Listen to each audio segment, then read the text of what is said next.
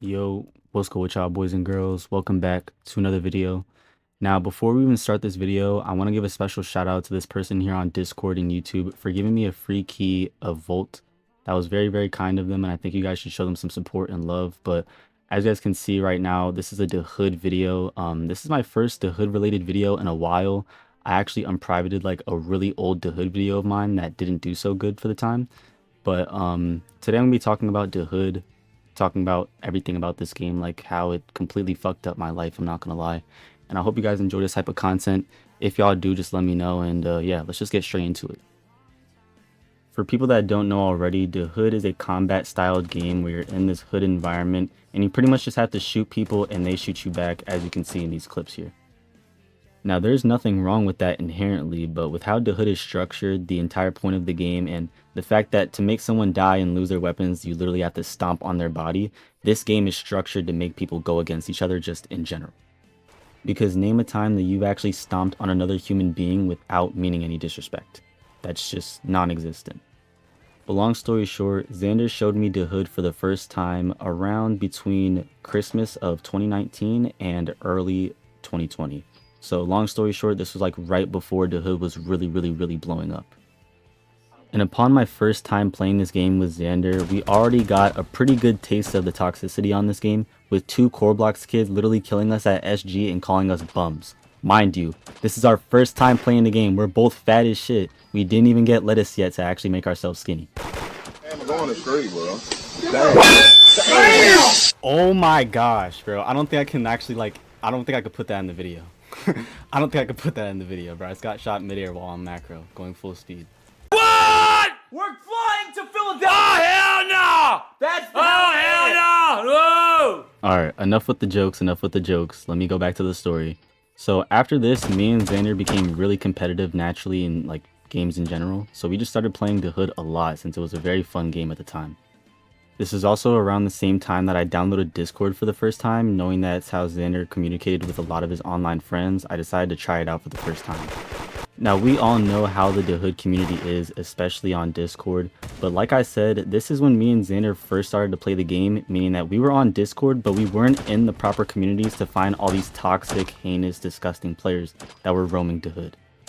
Also, I forgot to mention to you guys how this video would be structured. First, I'm going to be talking about my overall experience on DaHood and how I started playing, and then I'm going to be talking about all the horrible things that made this game terrible, and some of the things that personally affected me in my real life. Because I know as a 17-year-old, it kind of sounds crazy to say that a Roblox game truly affected my life in a negative way, but I promise you guys I would have gone down a way better path if I just never played this game. But eventually I went from a really bad DaHood player to one that was actually pretty good. I was heavily inspired by people like Kim Blotty and others who were accused of locking, and I just knew they were legit. Also meaning that I was actually getting my first taste of real negativity, hate, and just weirdos in the community by joining the Stars Discord server. Back then, I just wasn't in any Discord servers at all, and I had no reason to join them anyways. But like I said before, DaHood is structured to make you fired up and ready to play and ready to just fight back at all that toxicity and weirdos and negativity that I just mentioned. Meaning that Xander and I did not take too long to get ourselves into some real, altercations with people that we just should not be talking to online. I think right now is a good time to give you guys just a taste of what I'm talking about when I say that this game kind of ruined my life, starting off with the desensitization of my eyes. Now, if you were really playing DaHood back then, you would remember the links that they had in their Discord server, where there was a channel on the Discord server where you could just post your private server links and anybody could join them for whatever. Me and Xander were just casually in a server raiding against these other 2 people when they started to get pretty angry that we were winning. They were accusing us of locking and doing other malicious things to win the match, even though we just weren't cheating at the time. This was before me and Xander had ever cheated on really almost any game on Roblox, I think.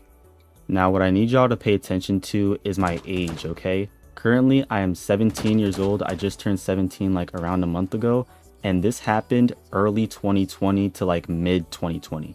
So this is when I was like really young, like way younger than I really should have been on this game.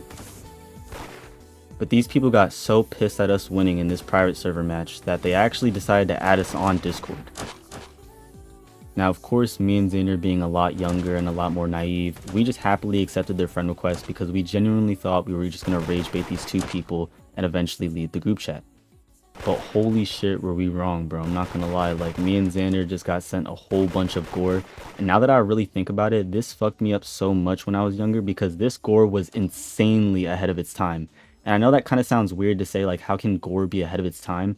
But people find ways to make gore even more shocking than it already is.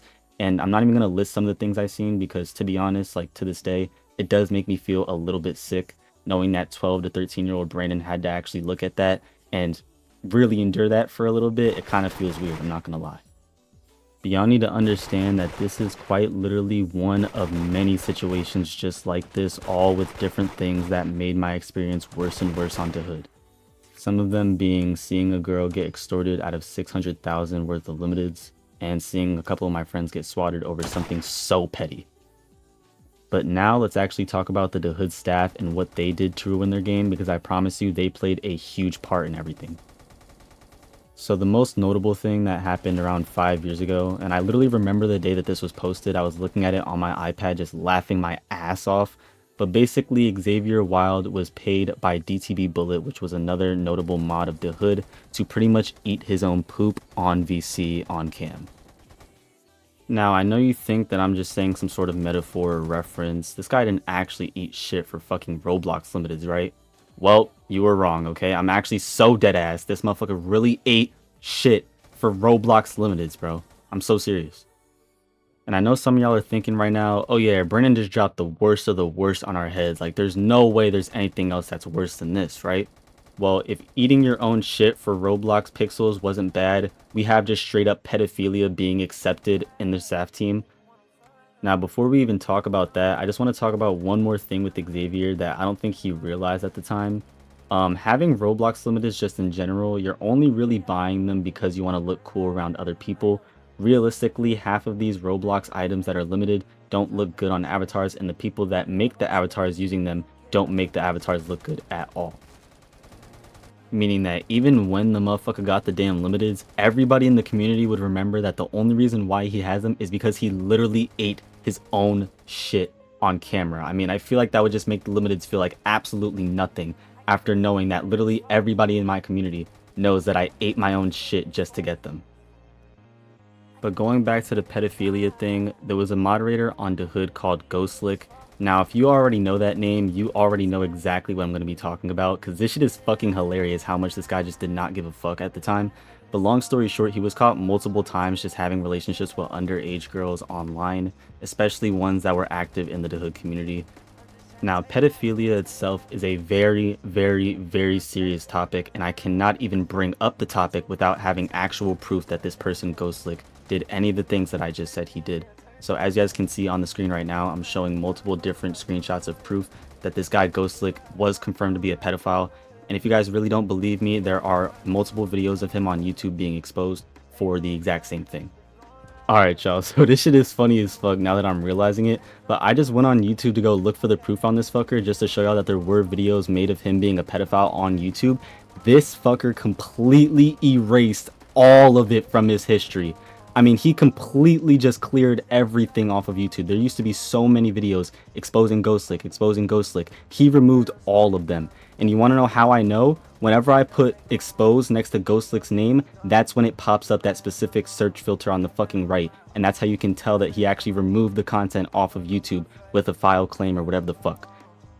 But since that I'm a smart person, I of course went to TikTok because TikTok doesn't forget anything, especially when it's short form content talking about a pedophile. So I went on TikTok and of course I found the proof. There was multiple videos talking about how he's dating a 15-year-old as a 21-year-old, which is already crazy as fuck. Like, we would usually call an 18-year-old dating a 15-year-old a fucking pedophile because that's literally what they are. But 21 and 15?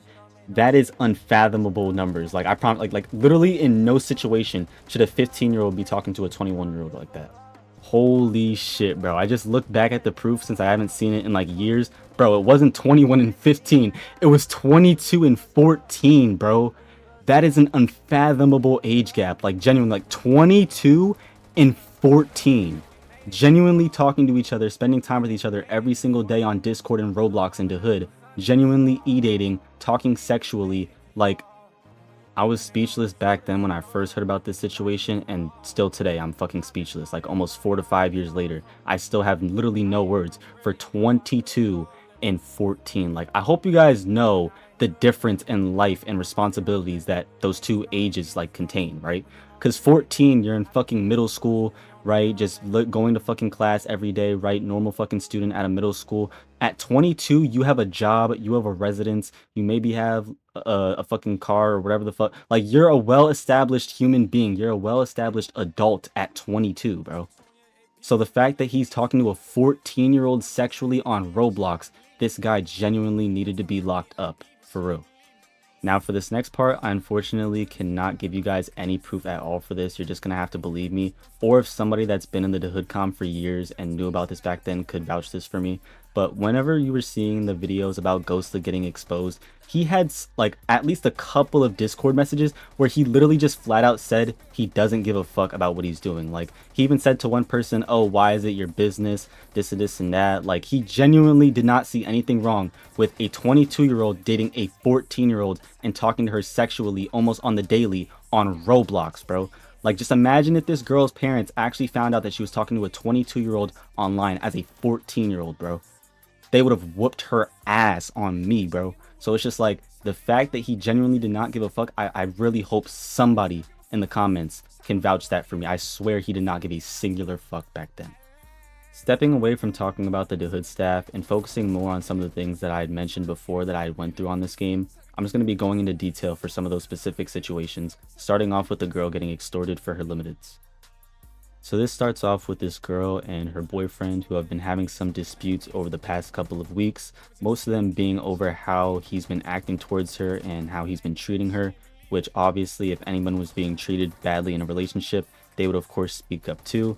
And eventually she got really frustrated with how she was being treated to where she didn't only speak up about it, but she also had a major attitude. And some of the things that she said about him were, you know, pretty crazy, I'm not gonna lie.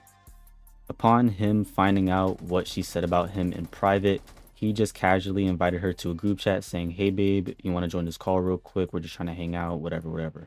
Basically just trying to gain her trust and make it seem like this is a completely normal situation and that she won't get extorted out of like 60 bands right now. And of course, she happily joined the call, trusting that her boyfriend simply wanted to hang out and just spend some time with her. And around like, I'd say 30 to 35 minutes in of us playing this horror game, the boyfriend says to, you know, this girl, hey, like, you know, I'm not gonna lie, I really like your limiteds. Like, can I just like have one of them? Like, can I, you know, just use it really quick for a little bit? Now, limited sharing is very common between two people that genuinely know each other enough to do it and trust each other. So I don't blame her for actually trading and like giving him limited just for a little bit, because what was supposed to happen was that after the horror game, he would just trade it back to her. Simple as that. And why would you end a 2-year relationship over like a $400 Roblox limited? Now this next part is where things really start to get fishy with this guy and what he claims he needs all these limiteds for. But long story short, he goes from asking for one limited from her account to asking for literally all of them, saying, I just wanted to take a cool screenshot on my account, acting like I have all these limiteds, like I just wanted to LARP for fun. And, you know, of course, you're able to be vulnerable like that if your partner has been with you for 2 years. So, of course, you can just say, like, jokingly, oh, yeah, I just want to LARP using your limiteds, you know, as a joke. And, of course, she actually gave him the limiteds. Now, like I said before, this whole situation, like, kind of fucked me up when I was younger because it really made me realize that you genuinely cannot trust anybody. Just seeing how rude and how mean this guy was to her while she was getting her limiteds stolen was just absolutely insane. It's like after he got the limiteds, he basically like flipped the switch on this girl, calling her like a whole bunch of names, which I won't say on the video. But like he was being extremely disrespectful, extremely taunting about it, talking about how, you know, she got her limited stolen. And the saddest part about this is that she genuinely does not believe him at first. She's like, oh, like that's kind of a awkward joke to make. Like, why would you make that joke, baby? Like, why'd you do that? And then he's like, nah, like I'm not trolling. Like these limiteds are mine now. We're breaking up. Like this is over. Like this shit is mine. Supposed to be for him, but you stole it. Stole that shit. That's what I do, nigga. Fuck, nigga, I stole that shit. But right after this, she actually starts to break down and cry. I know I added like a PNG photo of a video talking about another e-girl getting beamed for a whole bunch of limiteds and all that, It was basically like that video, but a lot more genuine with the person's relationship and how the girl was crying. She was genuinely like breaking down on this call, and all I could do was just listen as this guy literally like laughed his ass off about stealing like a lot of money from this woman. I'm going to quickly talk about the second situation that involves swatting before we go back to slandering the DaHood mods and talking about what they've done, but this next situation involves swatting. It basically happened the exact same way that the gore situation happened with me and Xander. We were basically just fucking with the wrong person online, and eventually we got caught for it, but instead there were more people involved, and me nor Xander were the victims of this situation. But let me talk about it. So basically we were just chilling in a Discord VC with like 10 people. We were all just bored as hell trying to raid, so we found the Discord stars server and we just started looking at their links to see if anyone was posting any raid or KOS links, right? We got this guy extremely mad by jumping him over and over again, and he just didn't have enough friends that played DaHood that he could call up to just like raid us on the spot, because this is like a little bit later down the line. This is like early 2023, so this is when that idea of calling a whole crew just off of one altercation in DaHood was becoming like a lot less popular. You would never really just stomp someone and they'd be like, all right, bet, I'm calling a raid. So that was like a lot less, you know, of a possibility. But instead, our young, dumb, naive asses really thought that adding this guy on Discord and rage baiting him to hell would be the best thing to do. And I'm not gonna lie, that shit went horrible. I'm gonna be honest with y'all, bro. We all just kept annoying him and antagonizing him, and eventually he started acting like one of those like script kiddies who act like they're extremely like known in cybersecurity and hacking and all that, yet they only really know how to do one or two things. So we all thought this guy was just bluffing, like, you know, he's not gonna get any IP, he's not gonna fucking swat us, he doesn't have the balls to do that over someone on fucking DaHood, bro, like, come on. But then again, we all forgot that we were playing DaHood at the end of the day, and of course that guy did all that over a DaHood person. Why would he not? Long story short, the situation ended up with one of our friends on Discord, not being me or Xander, getting doxxed and swatted. Basically, he had said that there was a bomb at this kid's house. There obviously was not a bomb. The police and the SWAT team rushed over there, and if I still had the video, I really would show it. Like, it's really crazy. It looks like something straight out of like a movie. But this guy literally has the feds at his fucking house with guns drawn, all that shit. And mind you, this is all on a fucking DaHood game that I'm playing when I'm like 13, 14. Going back to the topic of corrupt moderation, let's talk about DTV Bullet, one of DaHood's biggest problems for sure. If being blatantly biased isn't already bad enough, whenever Benoxa left this dude Bullet in charge of the game, Bullet just absolutely ruined everything, and I'm just going to go over exactly what he did just so you guys can understand very clearly. So I don't know if you guys know this, but at one point DaHood went an entire year, yes, an entire 365 days without a single update to the game. And when I say not a single update, I mean not even updating it for Halloween, not even updating the map to add the snow for Christmas, literally no updates for an entire year. And y'all might be like, Brandon, why are you talking about that? What does that have to do with Bullet? Well, you have to understand the reason on why the game did not go with an update for an entire year. Long story short, DaHood always had an exploiter problem. So the way to cope with that was to start profiting and making money off of that same problem that their game has. Without sugarcoating it, I'm just going to say it how it is. Bullet basically charged a good amount of money. I'm pretty sure it was between $30 and $50 per unban, but basically you could just pay Bullet $30 to $50 to his pocket and you will be unbanned on whatever account. If your account had stacked items like core blocks or headless, it may have costed a little bit more, upwards to 300 max.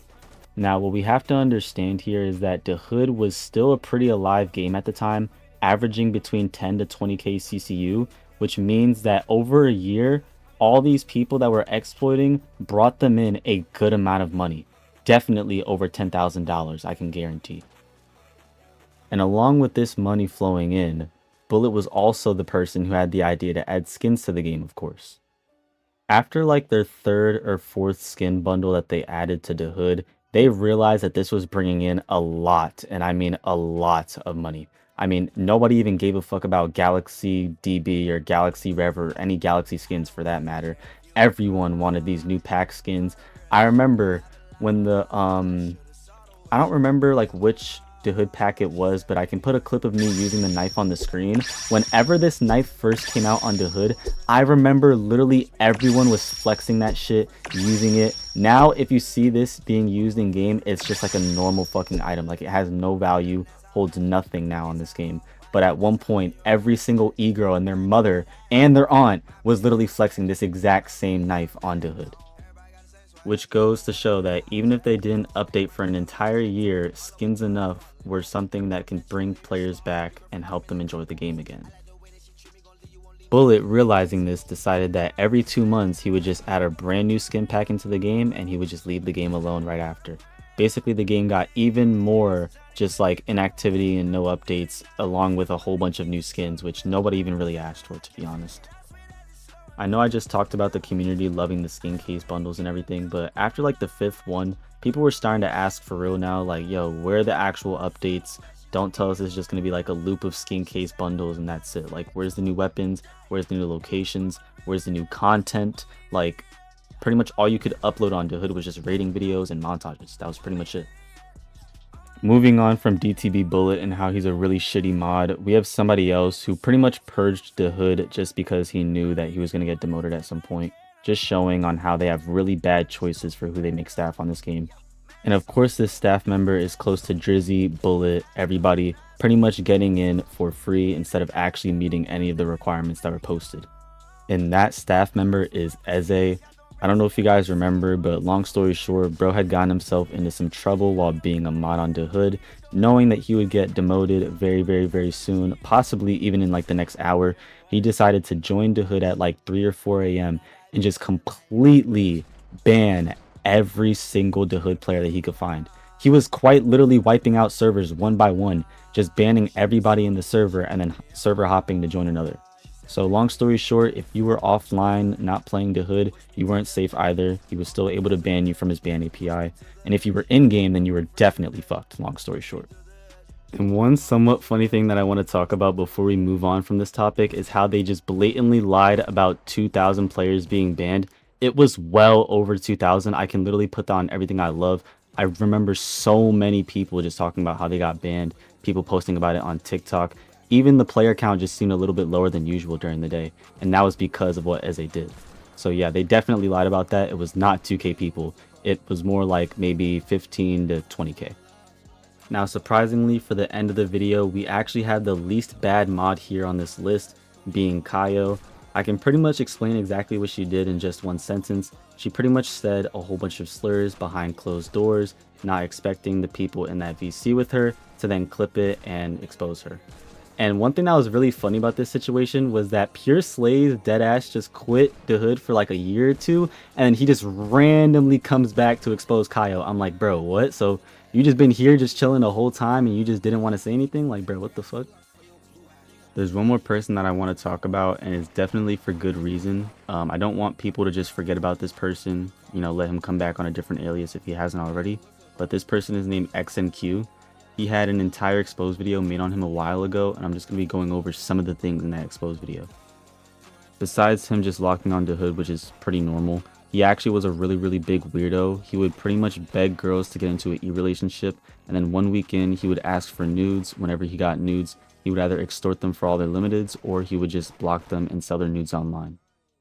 One thing that really pisses me off about this situation is because knowing how stupid this kid is, he most likely sent those photos to an older person, not knowing that they were a full-grown adult buying nudes of his teenage girlfriend. Because like I said, he just does not know who he's selling this shit to. He's just selling it to anybody and everybody who wants it. So, you know, he really could just be selling his girlfriend's fucking nudes to a 40-year-old man, and then that's CP. So, weird.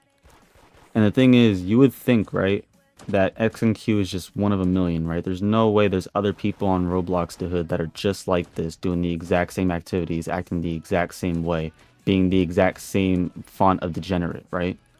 But you would be surprised, bro. I'm telling you, there's so many other people like XNQ out there still today just rampaging on DaHood in games like So Crying Right Now or Dollhouse Roleplay, and genuinely being like unsafe for the community to just be around. Going back to slandering the DaHood mods, we have another mod that's really disappointing here named Angels. Long story short, she got exposed a while ago, and once again, she has connections to the DaHood community, meaning she most likely got that mod position without meeting any of the requirements at all. Before we talk about Angels, I just want to let you guys know that the actual owner of DaHood, Benoxa, is leaving DTB Bullet and Drizzy in charge of the game. These people were simply mods who just stepped up to a higher position, and now they're using their corruption as a way to completely ruin the game and just make more and more money. Knowing Benoxa, he most likely knows about this behind closed doors, yet he's so focused on a different game, he can use that as an excuse to just let DaHood die. But going back to Angels, we're going to be talking about some of the things that she's done, along with why she did it, how she did it, etc. So long story short, she was locking for a while, but she kept denying it. And eventually this YouTuber named Sai decided to 1v1 her because they had a little bit of drama going on at the time. And of course, Angels was just a lot better eventually during their 1v1 than she was in any wars or matches in general. And then eventually they found out that she was cheating. But once again, this girl got complete clearance from Bullet to become a mod for DaHood, meaning that they must have trusted her enough to not be locking.